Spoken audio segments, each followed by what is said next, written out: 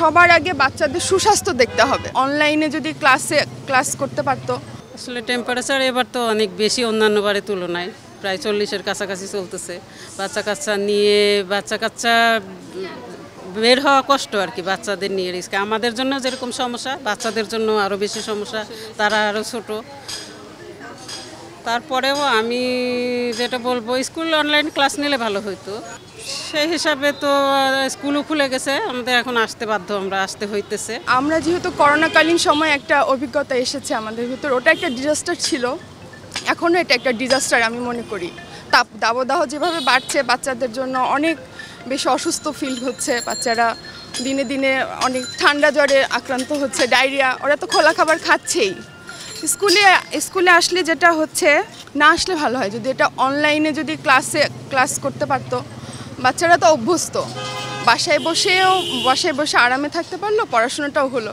নাহলে তো বাসায় তো ওরা সারাদিন ছোটাফোটা করে, পড়াশোনা তো করেই না। কিন্তু স্কুলে এসে এটা না করলেই মনে হতো। সবার আগে বাচ্চাদের সুস্বাস্থ্য দেখতে হবে। বাচ্চাদের আগে দেখতে হবে বাচ্চা সুস্থ আছে কিনা। আমার মনে হয় যে টেম্পারেচার, এতে আমরা বড়রাই অনেক সময় কাবু হয়ে যাচ্ছি, নাকাল হয়ে যাচ্ছি।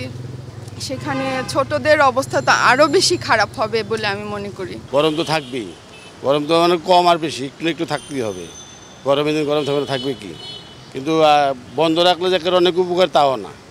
খোলা রাখলে একটু উপরে আছে, পোলাপান আসবে যাবে, বাসায় বসে থাকলে যে অনেক লেখাপড়া করবে তাও না, আসলে একটু সস্তা হবে, ওই হিসাবে মনে করি বেস্ট। আসলে এখন যেরকম গরম পড়ছে, এই গরমের মধ্যে বড়দেরই কষ্ট হচ্ছে। শিশুদেরকে স্কুলে নিয়ে আসা এবং শিশুরা স্কুলে থাকা, আবার বাসায় যাওয়া, রাস্তার জ্যাম, সব কিছু মিলে শিশুদের জন্য আসলে আরও কষ্টকর হয়ে যাচ্ছে। এই সময়টা বিশেষ করে যেহেতু টেম্পারেচার অনেক বেশি, এই সময়টা যদি অনলাইনে ক্লাস নেওয়া যেত তাহলে শিশুদের জন্য কিছুটা ভালো হতো। অনেক দিন পর স্কুল খুলেছে, মনে হয় বাচ্চারা দম বন্ধ করা পরিবেশ থেকে একটু বেঁচেছে। যদিও তাপপ্রবাহ অনেক বেশি, কিন্তু অভিভাবকরাও বাচ্চাদের পাঠিয়েছে, কারণ তারাও জানে যে একটা নির্দিষ্ট সময়ের মধ্যে সিলেবাস শেষ করতে হবে। আমরা যে ব্যবস্থাগুলো নিয়েছি, আমরা প্রাথমিক চিকিৎসার যে সকল সরঞ্জাম সেগুলি আমরা এনে রেখেছি।